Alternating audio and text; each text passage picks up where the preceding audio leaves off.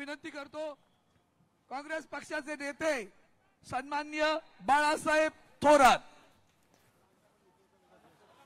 काँग्रेस नेते बाळासाहेब थोरात हे सुद्धा मोर्चामध्ये सहभागी झालेले आहेत। ते सुद्धा आता आपली भूमिका मांडणार आहे। माननीय राजसाहेब आणि उद्धव साहेब येत आहेत। जोरदार टाळ्यांच्या गजरात त्यांचं स्वागत करा। जे झेंडे मध्ये आहेत ते झेंडे जरा खाली करा, मागच्या लोकांना दिसत नाही। किती वेळा बोललो मी।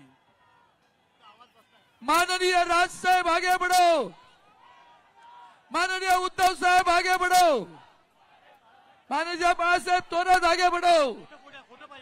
बाळासाहेब थोरात साहेब, बाळासाहेब थोरात आपण संबोधित करा।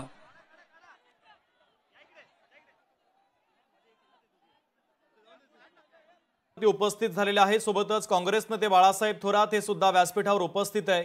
मनसे अध्यक्ष राज ठाकरे हे सुद्धा व्यासपीठावरती उपस्थित झालेले आहेत आणि शिवसेना उद्धव बाळासाहेब ठाकरे पक्षाचे अध्यक्ष उद्धव ठाकरे हे सुद्धा आता व्यासपीठावरती उपस्थित झालेले आहेत आणि पुढच्या काही मिनिटांमध्येच हे सगळे नेते आपली भूमिका मांडणार आहे।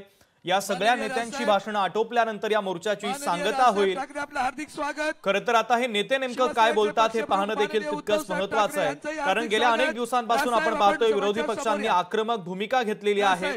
विधानसभा निवडणुकीमध्ये गडबड झाली, मतदार याद्यांमध्ये घोळ होता, त्या संदर्भात सातत्याने आवाज उठवला जातोय आणि आता ही दृश्य आपण पाहतोय। मनसे अध्यक्ष राज ठाकरे आंदोलकांना आता अभिवादन करतायत। उद्धव ठाकरे हे सुद्धा आंदोलकांना हात उंचावून अभिवादन करत असताना आपल्याला पाहायला मिळतंय। काँग्रेस नेते बाळासाहेब थोरात हे सुद्धा आंदोलकांना हात उंचावून अभिवादन करतात, त्यांचे आभार मानतात। जयंत पाटील यासोबतच सगळे महत्त्वाचे नेते आहेत ते देखील या सगळ्या आंदोलकांना अभिवादन करतायत। शेतकरी कामगार पक्षाचे नेते सुद्धा आपल्याला या आंदोलनामध्ये सहभागी होत असल्याचं पाहायला मिळतंय। जयंत पाटील हे सुद्धा या आंदोलनामध्ये सहभागी झालेले सगळे वरिष्ठ नेते परत शेतकरी नेते अजित नवले हे सुद्धा आंदोलनामध्ये सहभागी झालेले आहेत आणि हे सगळे नेते आता हात उंचावून कार्यकर्त्यांचा जल्लोष आणि उत्साह देखील वाढवत असल्याचं पाहायला मिळतंय। पुढच्या काही मिनिटांमध्ये सगळ्या नेत्यांच्या भूमिका देखील ते मांडतील।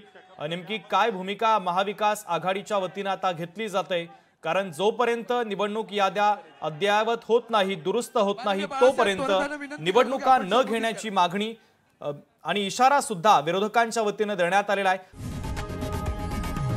लोकशाही मराठी ऐका, पहा, जागरूक रहा।